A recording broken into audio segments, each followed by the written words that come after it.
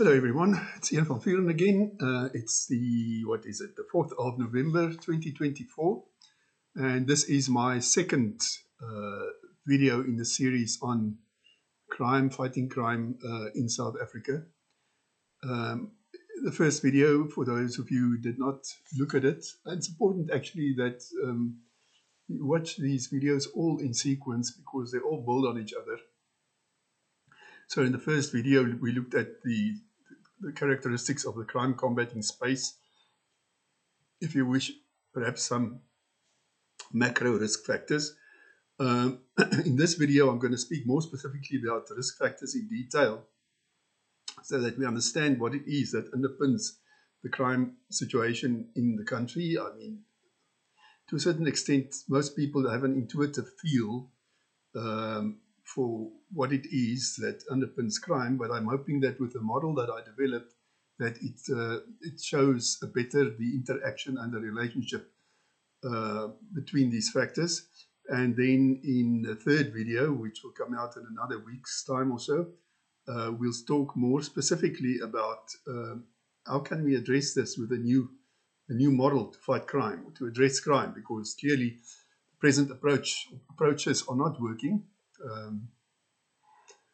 I mean, just in the last week or two, there were newspaper articles again about the mess that's happening in crime intelligence as one example. If you don't have a proper crime intelligence capability, then really nothing will work.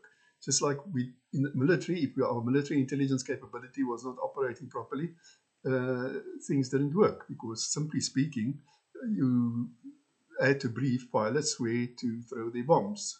If you didn't have intelligence capability that could determine that, then your efforts were highly ineffective and inefficient.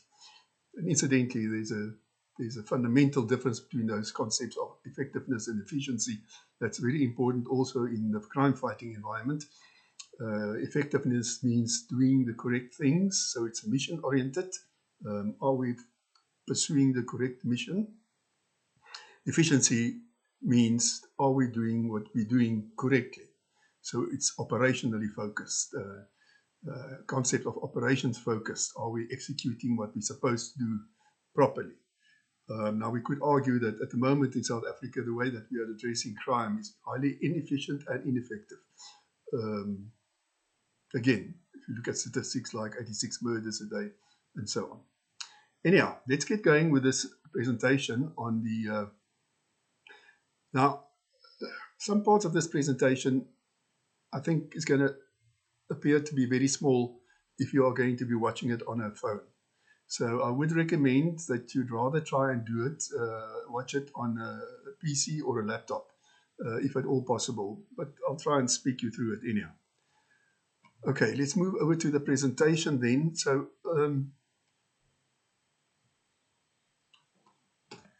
just go back to the start.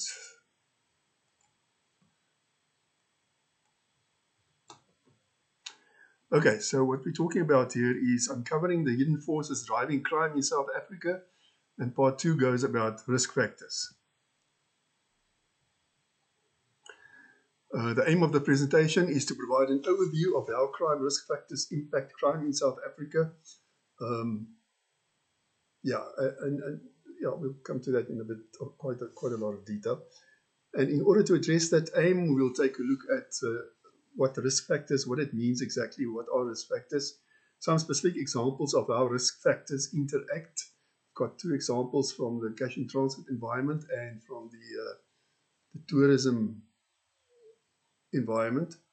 And then we look at the way ahead in terms of how I see anyhow our crime is going to manifest going forward in the country based on the current trend, because it's important to understand that history resonates into the present and the future. So it's very important to understand or study history, in this case, the history of crime fighting, what worked and what didn't work. Because as a nation, we've never been very good at doing lessons learned and doing lessons learned research and capturing lessons learned. I mean, I saw that even in the military when I was there, and definitely in the crime fighting environment, it was a mess. to get people to do debriefings after operations to try and capture those lessons. The first thing you should do before any crime fighting operation starts is to pull out that file that says lessons learned and let everyone go through it. But anyhow, risk factors. So what are risk factors? Risk factors are personal characteristics or environmental conditions scientifically established to increase the likelihood of problem behavior. Now, this definition comes mainly from a medical environment, as the reference that I've given at the bottom there, because that's really where the concept of risk factors started. What are the risk factors that underpin your likelihood of developing, as it says there, a problem behavior in your health? You know, whether it's smoking too much, drinking too much, eating too much sugar, whatever. So we all know those things. But similarly, in the crime fighting environment, there are also risk factors that make the likelihood of a certain problem behavior arising higher, especially in certain areas, certain settings, than perhaps in others. So, so there are three types of risk factors. They are what we call predisposing or macro risk factors. Those who put the country at risk of developing a problem regarding crime. So these are at the highest level. You'll see these things almost like like an onion, the rings of an onion. So these are the ones on the outside. They are arguably the most important ones to address, because if you don't get those things right, the chances of ever getting crime right is going to remain a problem. But the important construct to take away from that is that addressing that lies to a large extent at the political level, and not necessarily at the crime fighting level itself. The second one is the precipitating, or also called situational risk factors. These are the specific events, triggers, or causes of the onset of the current problem that we are facing at the moment in the country with crime for the last 30 years, and ever increasing tangent. And then locational risk factors, those that exist in or near the scene of potential crimes that directly contribute to vulnerability.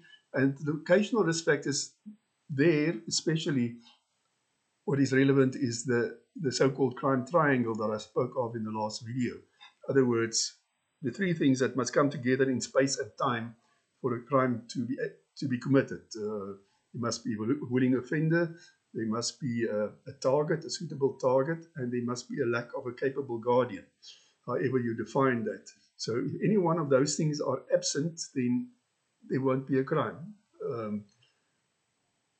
So the crime, this is why I said in the last video, it's important to understand these things because they all are interrelated. And I'm going to repeat Barry Buzan's quote as well. Okay, so let's look at the South African security risk factor model. Now, let me say right from the outset that I don't imply that these are all the risk factors at each of those three dimensions. There are many more. But this is just illustrative. Well, not illustrative. I believe this is actually quite accurate, but there are more risk factors if you were to really scientifically now go and do research and try and find all of those risk factors. And remember, in the crime fighting environment, the criminologists, they do their research, academic research, yes, best practice in other countries, yes.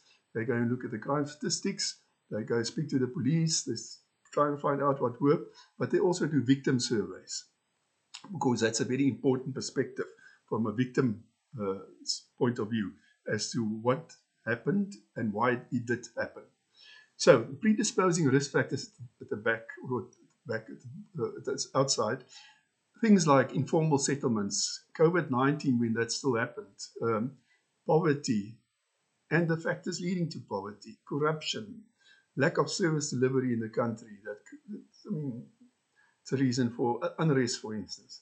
Racial intolerance, which still exists to a very large extent, if you listen to the pronunciations of some prominent politicians. Unemployment, of course. Yeah, that's a big one. government inertia regarding crime, because it really seems like government hasn't got the wherewithal to understand how to address this. The regional criminogenic market structure. Remember I spoke about that last time, that our whole region has got a criminogenic market structure, that supply and demand for stolen goods, that makes it very difficult to escape the reality that there will just about always be crime, because there's always going to be a demand for products from crime. Low levels of education, of course, which contributes to the unemployment issue, amongst others. Poor security forces capabilities, poor infrastructure to combat crime, and so we can carry on. The second layer is the precipitating risk factors. Now there you can look at the availability of alcohol and drugs, child victimization, social and psychological disorder, community instability in many, many areas, victim behavior, because for instance in the tourism environment you find that foreign tourists especially make themselves very vulnerable because of really just stupid behavior, going into areas that are poorly lit at night, which the common or the average South African will know for a fact it's not the type of place where you go late at night. Low community attachment. What we mean with that is in many communities, not all, for instance here in my community that's definitely not the case, but in many communities people are just don't care, couldn't care. As long as I've got my boundaries drawn around my property, I'm happy. Many or most people's attitude is, if what I do can just deflect crime to my neighbor, as bad as it sounds, but that's fine. I must just harden my infrastructure and my place to a better extent than he does his. The school dropout rate, of course, family history of crime, because you find that's a bad one, especially originating from the townships. The Sangomas, I spoke last time about Sangomas and their role in armed robberies and so on. Not implying that all Sangomas are bad, but there are definitely a number of them who are specialists when it comes to providing muti and so on for hardened criminals. Remote areas, because certain types of crime is more likely to happen in certain remote areas than others. Farm murders, for instance, as an example. Cognitive and neurological deficits that some members of the population may be suffering from. The early onset of violence. Now, the problem is that in South Africa, we've become sort of battle-hardened when it comes to violent crime, specifically. But the way that children grow up in many households, they get used to the example of parents abusing them or each other, and that domestic violence is at the order of the day. And that's how their mindset is formed, because it's okay to slap a woman. This is acceptable behavior. That's just one example. Gangs, of course, proliferation of gangs, because as I said in the last presentation, organized crime is the name of the game in South Africa. The availability of firearms, which is a given, and then of course child victimization, child trafficking is a problem. It's actually a bigger problem in South Africa than generally recognized. And then one could also now add things like there's no whole thing now about abductions and abductions of people, and then getting money from their families, blackmailing their families to release them to pay, which is actually also a bigger problem than is generally recognized at the moment. And then in the inner circle, you have the locational risk factors. Now, there are things like poor lighting in certain areas, poor physical security measures in certain cases, lack of visible policing. I mean, I did a project for a year in the Tourism Business Council in South Africa, where I developed the Tourism Safety Initiative. And I found it actually staggering, because every quarter we had a meeting with some of the general managers of the hotels, for instance, in Sandton and so on. The police were also present. And then one of the things that was suggested every time was, let's have more visible policing, let's have more police patrols. The police were quite willing to do it, and those general managers absolutely refused.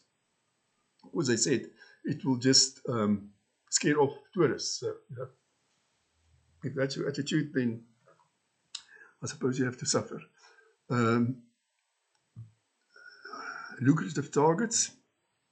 There are many of those. Poor training, staff training, for instance, and hotels about how to handle security incidents, how to brief staff, how to brief guests about potential threats. Don't go to that area, don't go out at night to that specific place. Poor health and safety practices, because health and safety, incidentally, the research that we did is quite interesting. When I was at the Tourism Business Council, was that the majority of incidents that happens in tourist facilities, be it guest houses, game farms, hotels, you name it, were related to health and safety incidents, slips and trips, typically, not really crime related.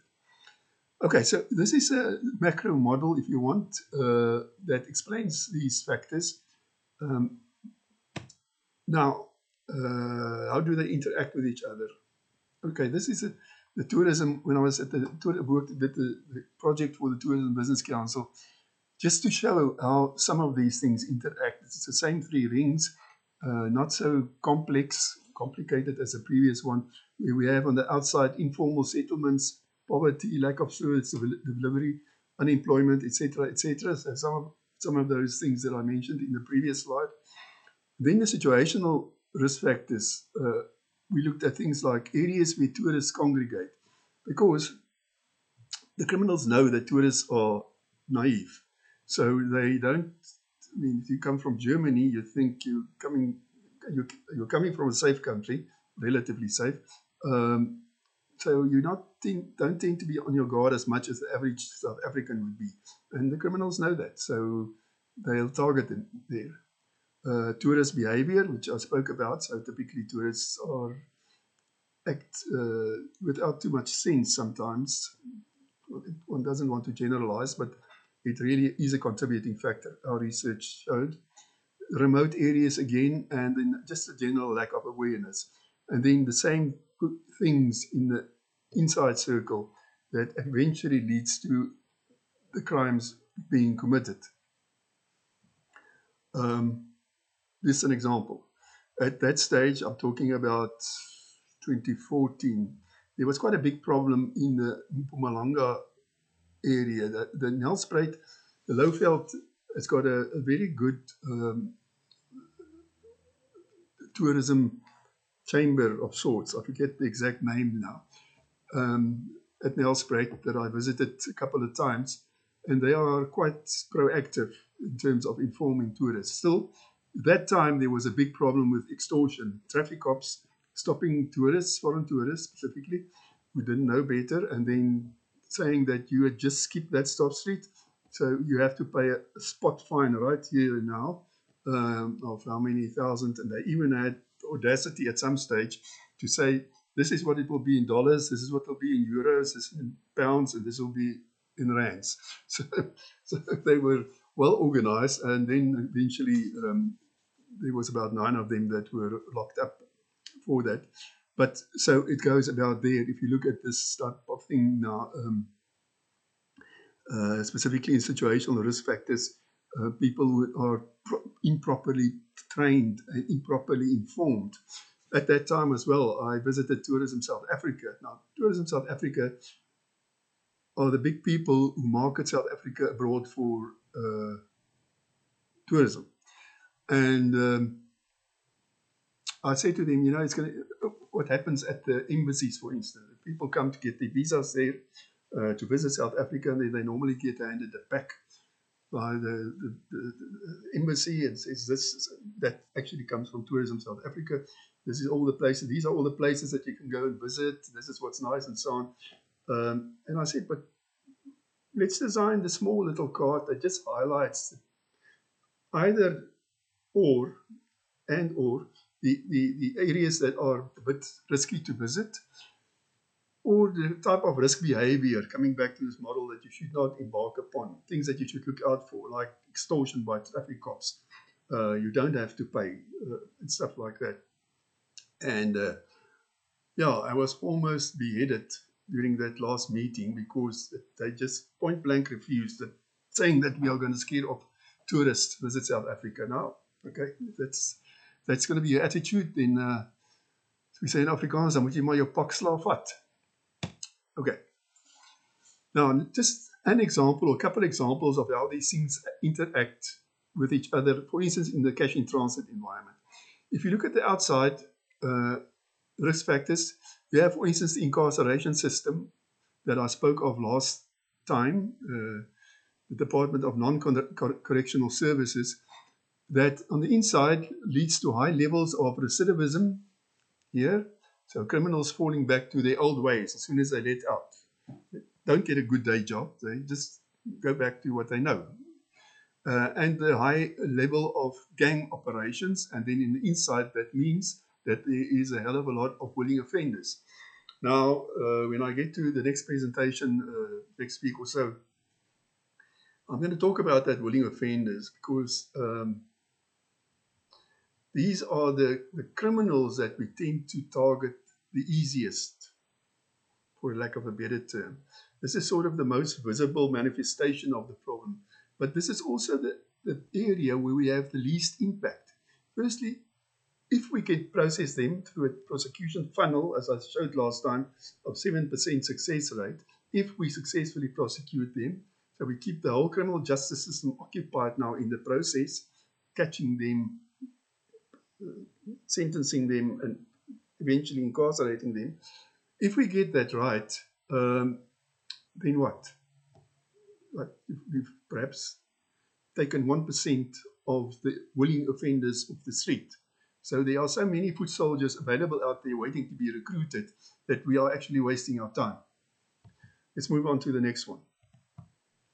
In this example, I'm talking about inept government policies to address crime, our porous borders, all in the outside circle, then in the inside circle, precipitating factors, the availability of firearms, which originate from a lot of it from abroad, as well as the high cash used by society, which creates a target environment, as you can see in the center.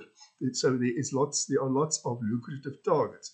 And as long as we're going to be a high cash use society, we're going to have lots of lucrative targets. Excuse me. Okay, last example. Low levels of education. Linked to that on the inner circle is school dropout rate. And again, willing offenders. Because now you have people, I mean, low levels of education. If you have a country where a 33% pass rate is acceptable in matric, and you're already suffering with unemployment, unofficial unemployment at least of almost 50%, then, and you have a high dropout rate along the way, then are you not going to have willing offenders? Because what else can they do? What else do they know to do? It just speaks for itself. Okay, move on. So the initial deduction that I make here is that these few examples illustrate that fighting crime and providing security for the people of the country is a multifaceted problem that does not originate only in factors that are directly linked to crime and criminality. So as you saw in that model, there are many other peripheral factors, but they all interact. They are all risk factors that interact to ensure that crime actually happens. And I say the permutations of how the various factors could interact with each other are virtually unlimited, illustrating again that you cannot address this problem with a simple silo-focused mentality, in other words, with a mindset that's exhibited by the government at the moment. And the solution to that I'll address in the next presentation. But it emphasizes the point that I made about Barry Buzan and his quote where he said, there can be no talk of national security, no talk of national security in the face of personal insecurity. And now you can understand it to a better extent, I think, if you look at all these risk factors that are interlinked, that is causing us to have a state of national insecurity in the country. And again, if you give this model to a criminologist and say, go and do much more detailed research, they'll come up with much better deductions, and they'll be able to link these factors better. Because if you're a person who can do modeling properly, I dabbled a bit of that with that in my earlier years, but I'm no expert. Then you can develop a model that show the causal interactions, much better. Okay, so what is the way ahead as far as crime is concerned? Crime is going to be displaced on an ongoing basis. Now, what does it mean? Crime, as I said earlier, when things get hot for criminals, they don't say, oh no, I'm giving up now, I'm going to get a good day job. Firstly, there are no day jobs we had in this country. So, as I said, the high unemployment rate. So the displacement that happens if things really become hot for criminals is there's three that I'm going to mention, but there are actually more than the three. Crime is displaced either in terms of target. So instead of going for target A, we're now going to go for target B. An excellent example of that was when we started making things hot for the cash in transit criminals here in 2005, 2006. They moved away from cash in transit robberies to starting to bomb ATMs. So they learned how to use explosives, and then eventually they came back to cash in transit robberies, and then they started blowing the cash in transit vehicles up. Incidentally, something I had forecasted already in 2005, thereabouts. So this is it. So it's displaced in terms of target. It can be displaced in terms of time. So this also happened. About that time, we had a bigger problem than we have now, definitely, with bank robberies. And then the banks, I can't remember the exact times, but let's say they were robbed here in the early morning hours or so. The bank started implementing measures to prevent that from happening. Then they moved on to start robbing the banks just before closing time. This is one example. So it can be displaced in terms of time, or it can be displaced geographically. So let's say we've got a gang of fraudsters, because this is how fraudsters operate, card fraudsters and check fraudsters. They move from area to area, province to province, and they do their thing. So if things get too hot for them, for instance, let's say in Gauteng, then they'll move to the Western Cape for a while until the bank's gotten on because of the reported number of incidents that happen, that there's a problem going on and there's an organized group happening. So crime is displaced the whole time, and this makes it, of course, difficult from a law enforcement point of view, because also to harken back to my previous points in the previous video, is that we are always on the defensive, and the criminals are always on the offense. They are always taking the lead. They are always taking the initiative. And this is something that we must change with my new suggested crime fighting model. Okay. Organized crime, which is already strong, which is really what underpins most crime in South Africa, will become stronger and better organized. The thing is with organized crime is that criminals are moving away from a strict hierarchical structure, and they're moving towards what we call networked type of crime. So instead of having one kingpin, and these three guys reporting, for instance, to that eye, and another bunch of guys reporting to that, as we understand in a typical pyramid organization structure, they are developing networked systems. So there are no clear kingpins in many cases available. And again, it makes it difficult to draw the nexus, the connection between all of these people. More unrest may be expected based on this crime risk factor model.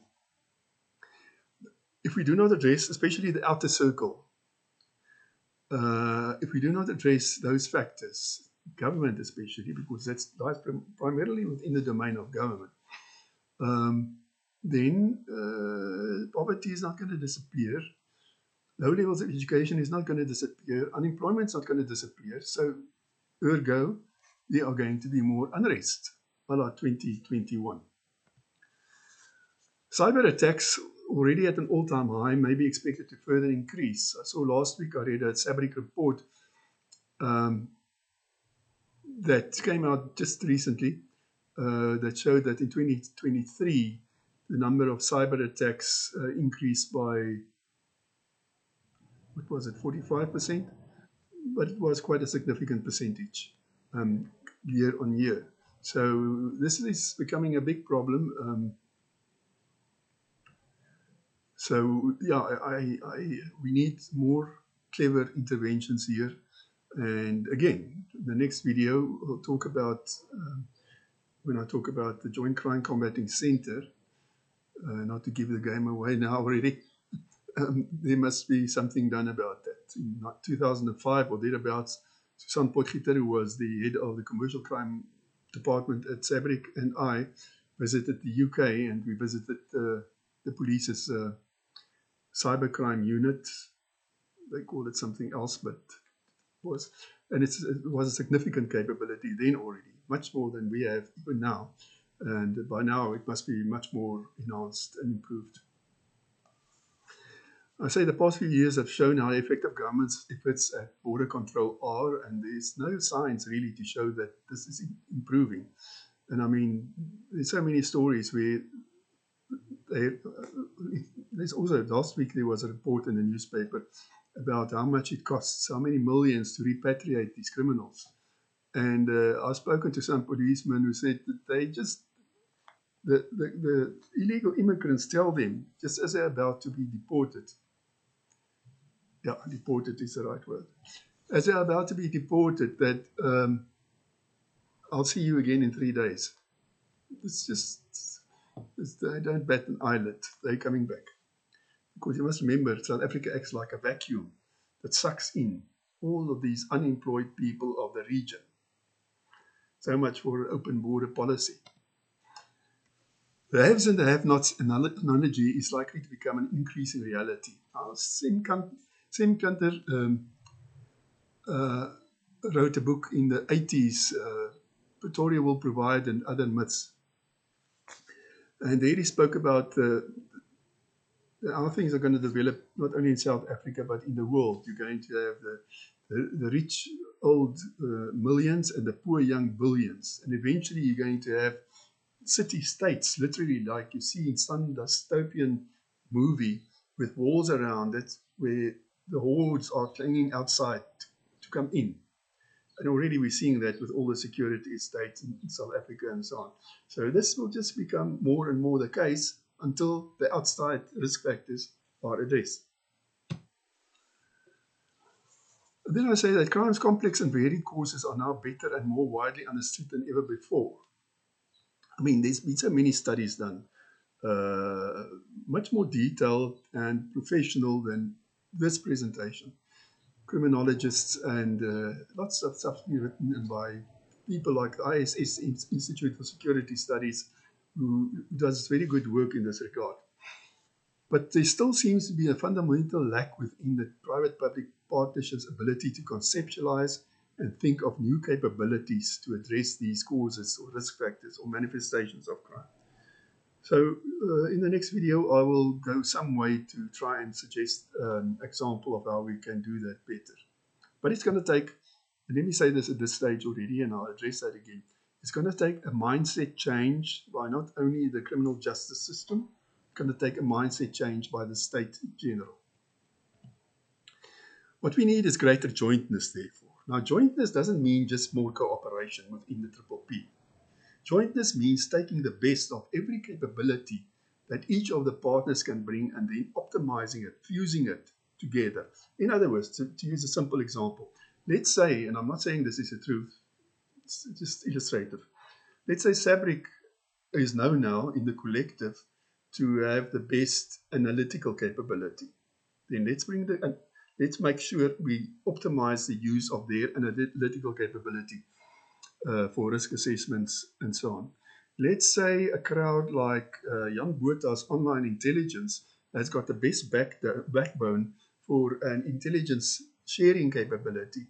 Then let's use that perhaps as the backbone.